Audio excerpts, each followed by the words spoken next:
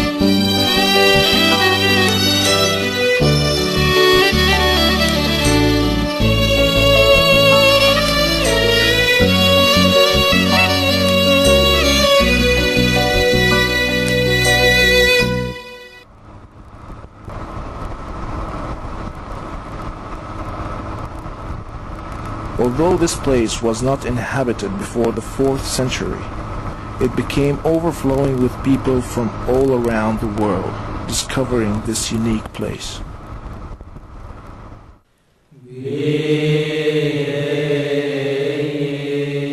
In this small cave, St. Anthony began his solitary life with God. Continuing his journey of monasticism, he did not know that he would spend the rest of his life in this place, away from the pleasures of life. For this cave, though was so small, became his infinite world. This cave was a natural one, untouched by human hand.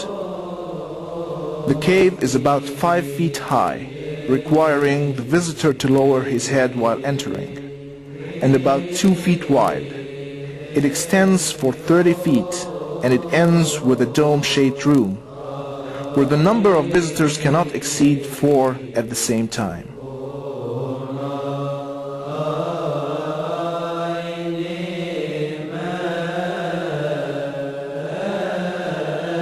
The light penetrates through a small hole in the ceiling. Thereby, it is very dim. However, darkness was not an obstacle to St. Anthony, as Jesus was his true light.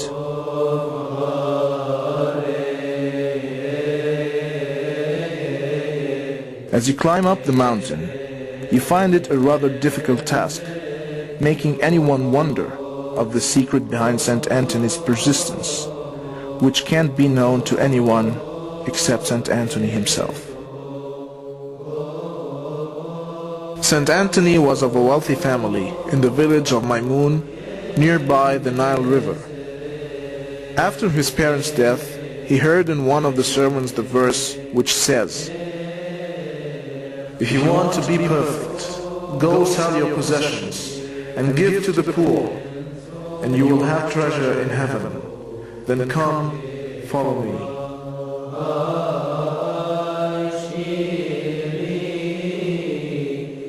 He felt that this verse was directed towards him and decided to give all his money to the poor and began his monastic life in the village.